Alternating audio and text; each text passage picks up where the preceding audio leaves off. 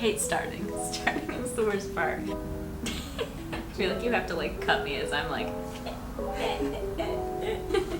I talk with my hands too much, the continuity. Hi everyone, this is Kaylee from Rewild. I am here today to talk to you about pruning and propagating your plants. So one of the most important things about plant ownership is obviously knowing how to grow your plants, how to get them to thrive in your home environment. And then kind of the second step of owning your plants is knowing how to maintain them over time. So one of the most important aspects of maintenance for your plants is going to be pruning them. So obviously everybody's really focused on how to get your plants to grow really big, really fast, just be really lush and beautiful. But if you actually don't take some necessary steps to prune them throughout their lifetime, it can hinder that growth substantially. What you might notice after you've had your plant in your home for a while is that as it takes on that character that's unique to your home, it might grow leggy in some spots, might be bare on top. It just simply can't sustain keeping leaves and foliage all over the entirety of the plant if it's focusing on just growing out and out and out from one singular point. So pruning is really important to do just to make sure that you're getting really even growth, that you're cutting back the plant as it matures so that it can branch out or simply just multiply. So you can prune your plants really at any time. However, doing so in the spring and summer really gives them a chance to recover from this slightly traumatic event. So once you've decided that you do want to prune your plant, a couple things to know are that you definitely want to use clippers that are very, very sharp and very clean. So if you have scissors at home or if you do have a pair of pruners or shears, you just want to run them under hot water. You can even disinfect them with alcohol. You really just want to make sure that they are not dirty or infected in any other way, especially if you previously clipped a different plant, just because you don't want to introduce any kind of infection to the wound that you'll be creating on the new plant. So a really common plant that people ask, how do I propagate this, is monsteras or other philodendrons. So this is a really great example for most vining tropicals on where to prune your plant. Basically what you're going to do is cut between a node. So this is a pretty young monstera, so it doesn't actually really need to be pruned just quite yet, but it's still a good example of where we want to cut right along this node here.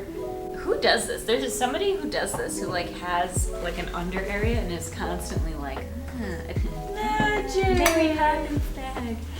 Magic! So here I have a couple of philodendrons that I am actually going to cut because they are ready. These are cuttings that I just had at my house or here in the shop, and they have rooted really nicely just in water. I have them in a propagation vase that we actually sell here in the store. It's really nice just because it holds the clippings up out of the water a little bit, creating a little bit of separation. Sometimes what can happen is the stems or the leaves get really mushy if they're like really in contact with that water for a prolonged period of time. On this one specifically, you can really see the difference between the nodes. That's really obvious. Whereas sometimes on the monstera or on younger plants, it's a lot closer together. But this plant got really leggy, so there's kind of this section, all this space, and then this section. So I'm actually just gonna make it 2 clippings, and eventually what will happen is this is really gonna encourage the plant to be really, really bushy. So instead of having just one long string, I will have 2 and then potentially 3, 4, 5, 6. So right here, right in the middle, is where I'm gonna snip. And then this is actually an aerial root right here. However, when it comes into contact with the water, it will eventually grow into a terrestrial root. Okay, so let's say it's springtime and you are ready to go through your plants with your shears. Really, any plant can be clipped and propagated. However, every plant is different for what piece of the plant you will need in order to propagate it once you trim it. So philodendrons, like we just went over, super easy. You just kind of clip, snip, stick it in some water, it roots and goes. I do also have like a string of hearts clipping here that I rooted at home. Some of them, all you need is a piece of the stem or a piece of the node.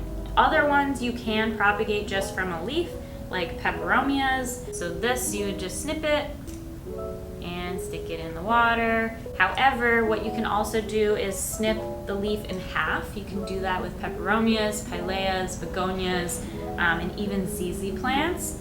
So I have some Raven ZZ leaves here that I've been trying to root.